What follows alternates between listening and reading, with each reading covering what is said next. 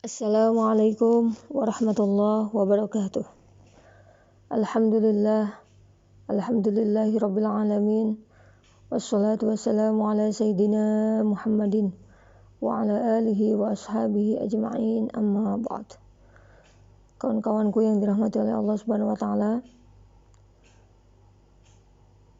saya mengajak kawan-kawan semua agar senantiasa berdoa kepada Allah.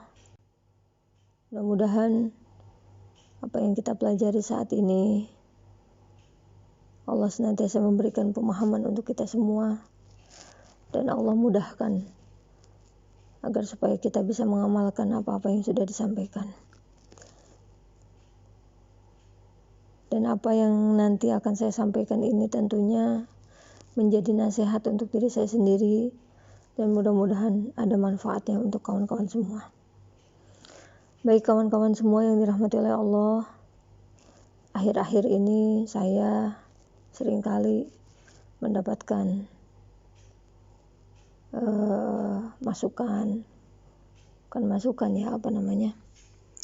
keluhan, banyak yang curhat, utamanya nih masalah hutang. Insyaallah hari ini kita akan membahas pembahasan kita tentang masalah hutang.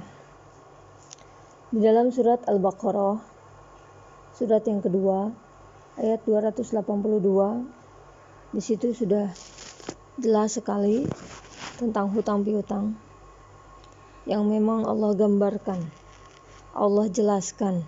Itu satu ayat, satu halaman.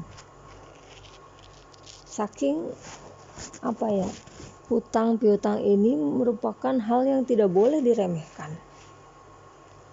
Bahkan mungkin banyak sekali bahaya-bahaya ketika orang membiasakan berhutang. Insyaallah kita akan bahas ya. Dan mudah-mudahan ini menjadi pengerem juga, agar supaya kita dikit-dikit tidak melibatkan manusia. Apalagi di sini di SWTD ini kita belajar tauhid. Bagaimana supaya apa yang terjadi dalam kehidupan kita kembalikan kepada Allah. Masalah-masalah yang ada di hadapan kita, ujian-ujian yang memang Allah hadirkan untuk kita, agar supaya kita kembali kepada Allah. Bukan lantas kita mencari pertolongan selain Allah. Nah, bahaya-bahaya kebiasaan berhutang ini banyak nih ya. Insyaallah kita akan bahas hanya 7 saja. 7 bahaya kebiasaan berhutang. Karena kemarin juga saya sempat ada juga ya yang curhat sama saya. Terus saya punya utang. Bahkan mohon maaf ini, ada sebagian anggota SWTD yang akhirnya mengambil kesempatan di SWTD ini. Karena di SWTD ini kan alhamdulillah orang-orangnya pada baik-baik semua. Semuanya sedang menuju kepada perubahan ya. Terus memperbaiki diri. Materi-materi yang ada juga ya menyadarkan kepada kita supaya bisa terus memperbaiki hubungan kita, bukan hanya hubungan kepada Allah, tentunya hubungan terhadap sesama manusia. Yang akhirnya hal-hal seperti ini akhirnya dimanfaatkan oleh orang-orang yang tidak bertanggung jawab. Banyak juga yang japri ke saya, akhirnya minjem uang, cuman mau ngegadein KTP, cuman mau ngegadein kakak. Dalam hati saya, ini kakak buat apa? KTP dia buat apa? Gak berguna buat saya. Bahkan mungkin orang-orang seperti itu akhirnya saya cuekin gitu. Kenapa ya? Saya ngajarin tauhid, ngajarin dikit-dikit minta sama Allah, dikit-dikit bergantung sama Allah, dikit-dikit berharap sama Allah. Ini jadinya dikit-dikit berharap sama grup, dikit-dikit berharap sama saya, dikit-dikit berharap sama admin, dikit-dikit berharap sama teman ya. Mentang-mentang temannya pada baik-baik, akhirnya dimanfaatkan. Nah, saya tidak mau terjadi hal seperti ini lagi. Oleh karena itu saya sampaikan sekarang ya, kita bahas bersama-sama bagaimana sih bahaya-bahaya kebiasaan berhutang ini. Karena ada juga, saya punya utang, ya hutang saya banyak.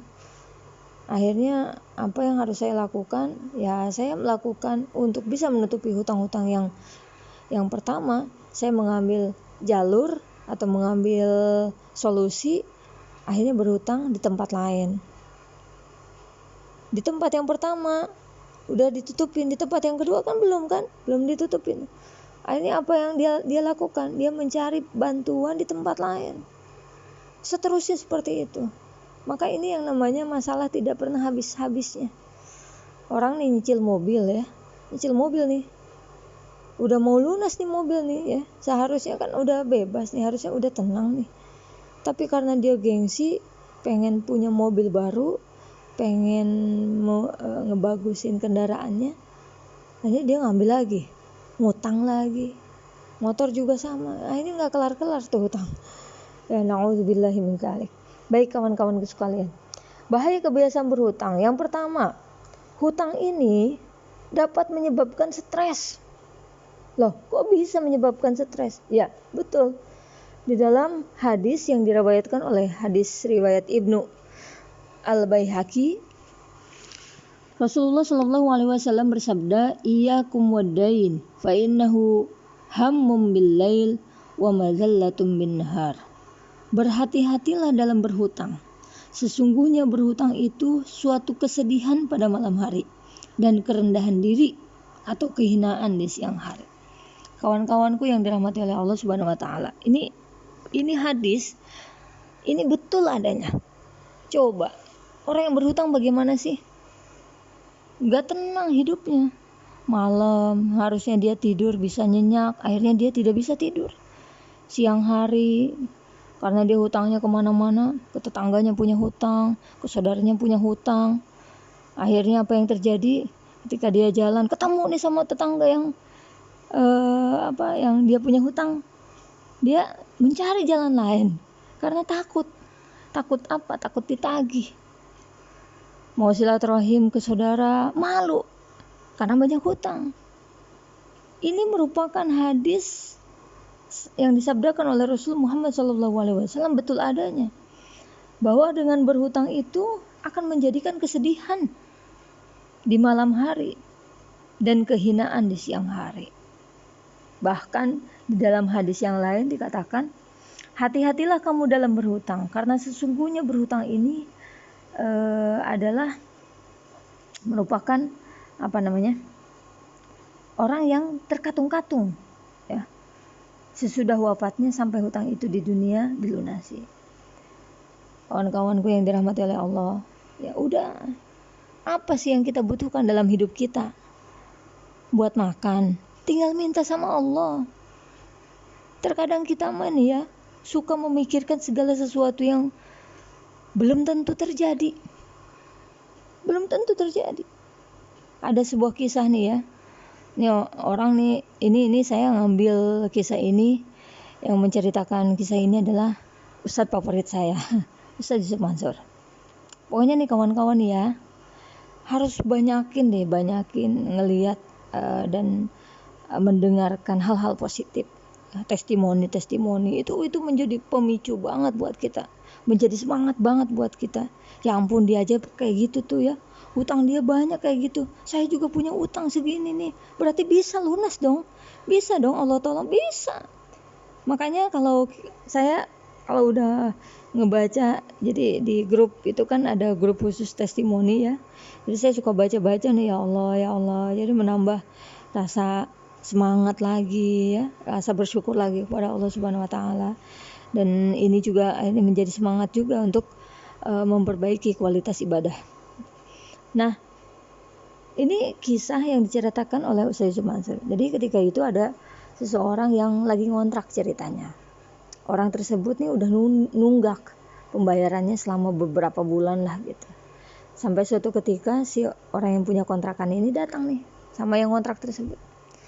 Lalu kemudian mengancam nih, "Pak, kalau besok Bapak tidak mau membayar kontrakan ini, Bapak angkat kaki dari kontrakan ini." Diancam nih sama orang yang punya kontrakan ini, ya. Lalu kemudian nih yang ngontrak ini, si bapak yang ngontrak ini dan keluarganya yang ada di kontrakan tersebut bingung kan. Ya Allah, gimana nih caranya? Ya udahlah, tidak ada yang bisa dilakukan kecuali dia mendekatkan diri kepada Allah Subhanahu wa taala. Itu satu keluarga sholat tahajud bareng. Bapaknya, ibunya ya, suami istri dan anak-anaknya sholat tahajud bareng tuh. Berdoa, meminta keajaiban kepada Allah. Lalu kemudian setelah dia berdoa, mereka berdoa, di ujung doanya itu mereka mengatakan seperti ini, ya Allah, jika memang besok kami tidak mendapatkan uang yang memang harus kami bayarkan ke si pemilik kontrakan tersebut, kami ikhlas, kami ridho, mau diapain ke sama engkau terserah deh, yang penting engkau ridho. Ini tingkatan tawakal yang luar biasa. Kita suka begitu enggak? Kadang-kadang kita mah ya, mohon maaf gitu. Dulu saya juga begitu.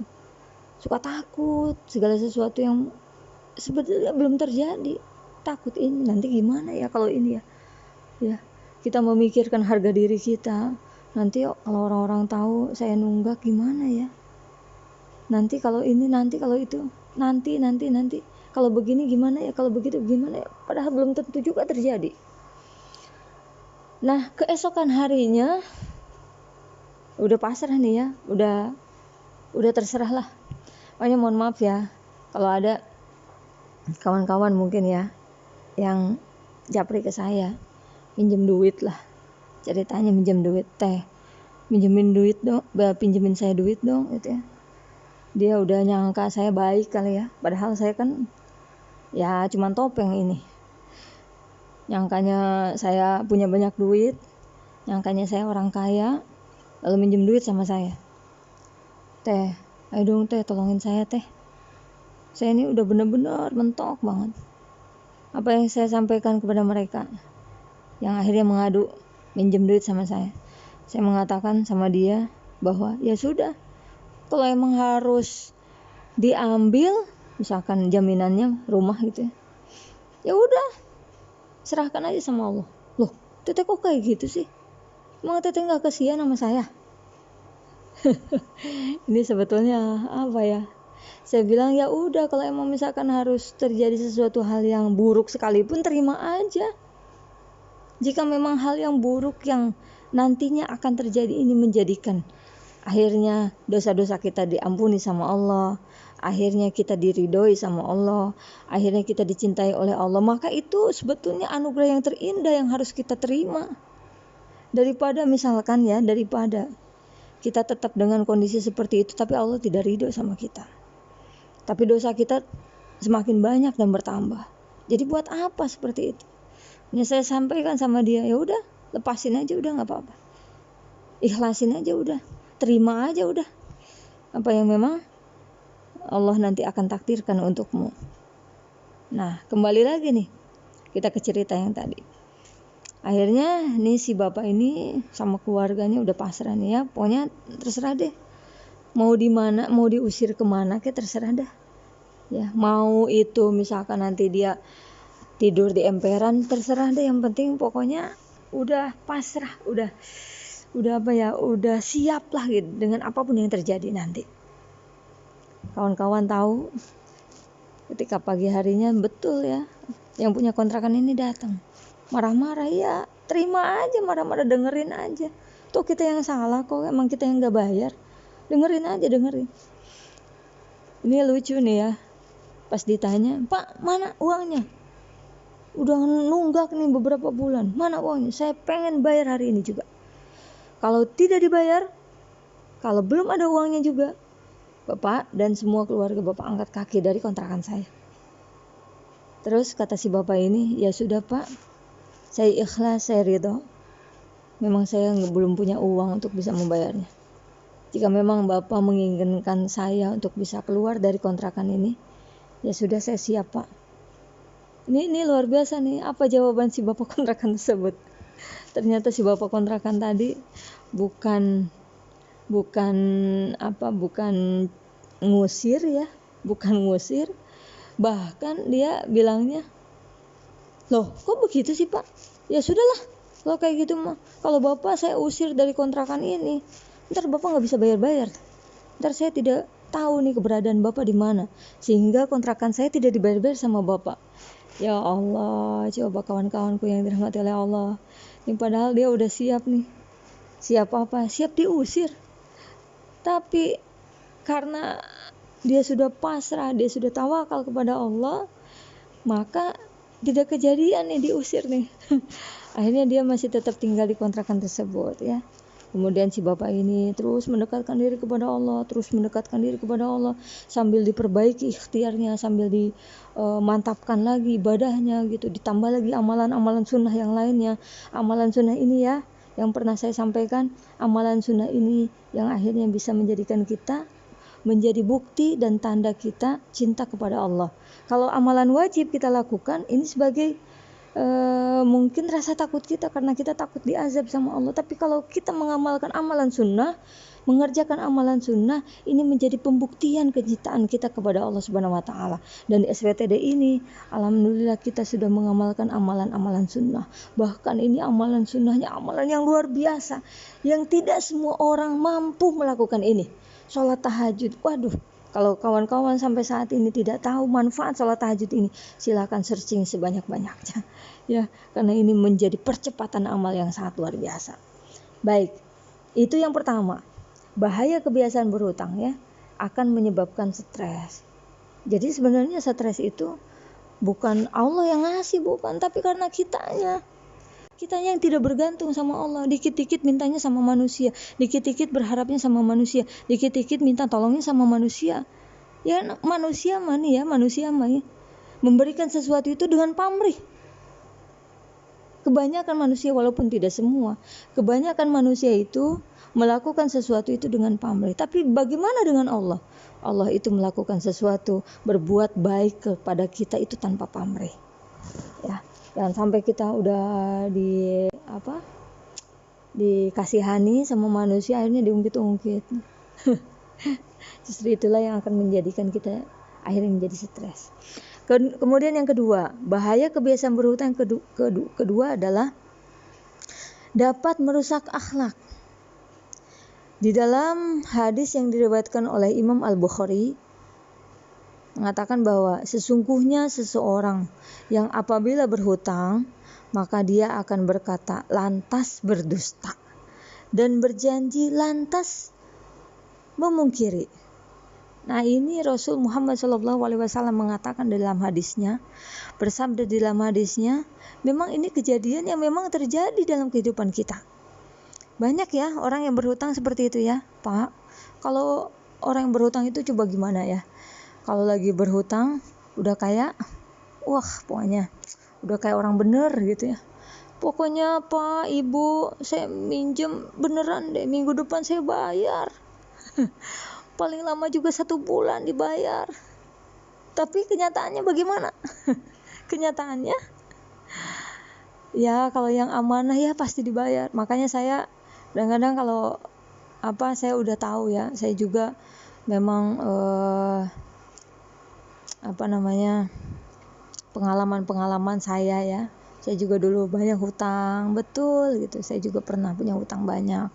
Kemudian saya juga pernah dikhianati oleh teman, yang akhirnya teman tersebut menyisakan hutang yang harus saya bayar. Jadi saya membayar hutangnya bukan hutangnya saya gitu.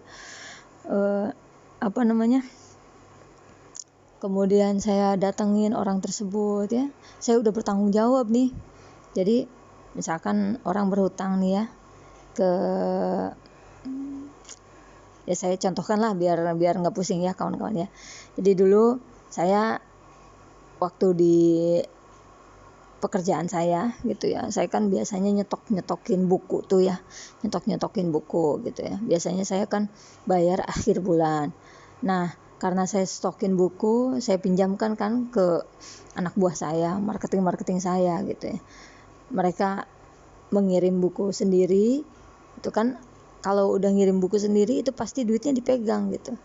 Nah, bukannya mereka bayar ke saya, tapi duitnya malah dipakai nih. Dan saya yang bertanggung jawab ke kantor, ya saya harus bayar. gitu. Nah ini sering banget saya dihianati seperti itu. Jadi saya harus membayar hutang ke kantor yang bukan hutangnya saya. Saya datengin orangnya berjanji nanti pokoknya minggu ini belum dibayar juga, dia janji lagi, dan begitulah seterusnya orang-orang yang memiliki kebiasaan berhutang. Jadi ini merupakan akhlak yang sangat tercela sekali, karena dia berhutang dan dia terus berdusta. Bahkan dusta ini adalah merupakan salah satu ciri dan tanda orang munafik. Ya, ayatul munafiki salatun, idza haddasa kadzaba. Itu apabila dia berkata dia dusta terus. Makanya bahaya sekali orang yang berhutang itu. Kawan-kawanku yang dirahmati oleh Allah Subhanahu wa taala. Ini kebiasaan berhutang ini ya yang harus kita hindari.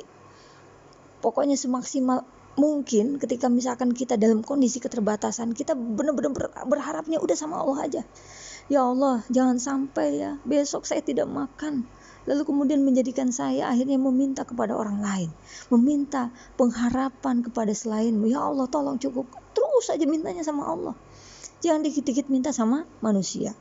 Ya, kita percepat nih ya. Yang ketiga, bahaya kebiasaan berhutang. Yang ketiga adalah mendapatkan hukuman seperti seorang pencuri. Di dalam hadis yang diriwayatkan oleh Ibnu Majah, siapa saja yang berhutang lalu berniat tidak mau melunasinya, maka dia akan bertemu Allah pada hari kiamat dalam status pencuri. Kawan-kawanku yang dirahmati oleh Allah Subhanahu wa taala, saya dulu punya banyak hutang. Tapi alhamdulillah bisa saya bayar. Kenapa? Bisa saya bayar karena memang keinginan yang yakin bahwa saya harus bisa membayarnya. Terkadang banyak orang yang tidak bisa membayar hutang itu karena dia tidak niat betul-betul dalam hatinya ingin membayar hutang. Benar, coba deh cek ya. Kalau misalkan kita nih punya hutang sama orang ya, tidak diniatkan dalam hati kita betul-betul sungguh-sungguh bahwa kita berniat ingin melunasi hutang, maka hutang itu tidak akan pernah selesai. Betul, saya udah pernah ngalamin itu. Dulu saya juga begitu. Ketika saya punya hutang, saya nggak benar-benar dalam hati ini niat banget ngelunasin hutang. Yang pada akhirnya ketika mendapatkan uang, apa yang saya lakukan ketika itu? Saya tidak memikirkan bagaimana caranya membayar hutang, tetapi bagaimana saya bisa membeli keperluan ini, keperluan itu. Yang pada akhirnya hutang ini tidak akan selesai. Kawan-kawanku yang dirahmati oleh Allah yang saat ini masih punya hutang, niatin betul-betul, sungguh-sungguh. Nanti Allah yang akan hadirkan jalan-jalan kemudahan itu. Tetapi ketika kita tidak berniat, niat aja enggak untuk membayar hutang, maka hutang tidak akan pernah selesai. Bahkan nanti, nauzubillah, ketika kita di hari kiamat, kita dalam status pencuri. Ya. Yang mengasih status Allah lagi, bukan manusia. Nauzubillah min dzalik. Yang keempat, bahaya kebiasaan berhutang. Jika dia meninggal, jenazahnya tidak akan disalatkan. Ini Rasulullah SAW waktu itu ada seorang sahabat, ya. Rasulullah ketika itu bertanya, apakah dia memiliki hutang atau tidak. Lalu kemudian dijawab oleh kerabatnya bahwa dia memiliki hutang. Rasulullah sampai enggan menyalatkannya. Sampai akhirnya ada seseorang yang menjamin bahwa hutang si almarhum ini akan ditangguhkan kepadanya. Lalu kemudian Rasulullah akhirnya mau menyalatkannya. Saking apanya nih? Saking hutang ini adalah merupakan sesuatu hal yang harus diperhatikan. Jangan diremehkan. Hutang cuma segitu ya elah. Hutang cuma segitu biarin aja lah. Kita udah belajar nih ya. Kita udah belajar bagaimana kita jangan sampai dengan berhutang itu akhirnya menjadikan kita menjadi pengganjal doa-doa kita. Ganjalan tisu ya, ganjalan tisu, sehingga doa-doa kita akhirnya sulit dikabulkan oleh Allah. Yang kelima, bahaya kebiasaan berhutang yang kelima adalah tidak akan terampuni dosanya sekalipun meninggal dalam keadaan syahid, ya. Kawan-kawan yang dirahmati oleh Allah Subhanahu wa taala, kita tahu orang yang mati syahid itu akan masuk ke ke dalam surganya Allah Subhanahu wa taala. Tetapi orang yang mati syahid pun tidak akan diampuni oleh Allah ketika dia memiliki hutang. Dan ini adalah hadis yang diriwayatkan oleh Imam Muslim. Insya Allah hadis ini sahih. Dan apa yang saya sampaikan hadis-hadis ini adalah hadis-hadis yang sahih. Jangan sampai kita nih, amalan kita sudah banyak ya. Bahkan di hadis berikutnya adalah bahaya kebiasaan berhutang adalah mengurangi pahala untuk mengganti hutangnya, sebagaimana yang disabdakan oleh Rasul Muhammad SAW di dalam hadis yang diriwayatkan Ibnu Majah. Barang siapa yang mati dalam keadaan masih memiliki hutang 1 dinar ataupun 1 dirham, maka hutang tersebut akan dilunasi dengan kebaikannya. Jangan sampai kawan-kawanku yang dirahmati oleh Allah Subhanahu wa taala, kita memiliki segudang kebaikan yang sangat banyak, amalan-amalan kita banyak, tetapi karena gara-gara kita memiliki hutang kepada orang lain, sehingga amalan-amalan kita akhirnya habis. Apalagi ditambah misalkan kita punya masalah terhadap orang lain, sering ghibah, sering nyakitin hati orang lain, maka kebaikan-kebaikan, pahala-pahala kita, amal ibadah kita yang sangat banyak ini akhirnya lama-kelamaan akan hilang karena kita memiliki hutang, karena kita memiliki masalah terhadap orang lain. Kawan-kawanku yang dirahmati oleh Allah, sudah 20 menit ya. Mungkin itu saja yang bisa saya sampaikan. Mudah-mudahan ini menjadi motivasi untuk kita semua bahwa jangan sampai ya kita memiliki masalah dalam hutang ini, bahwa jangan sampai kita memiliki masalah terhadap orang lain, yang sehingga dengan masalah itu akhirnya amalan-amalan kita yang sangat banyak ini akhirnya menjadi habis dan hilang. Jangan sampai kita menjadi orang-orang yang merugi nantinya di akhirat nanti. Mungkin itu saja yang bisa saya sampaikan, kurang lebihnya mohon maaf. Assalamualaikum warahmatullahi wabarakatuh.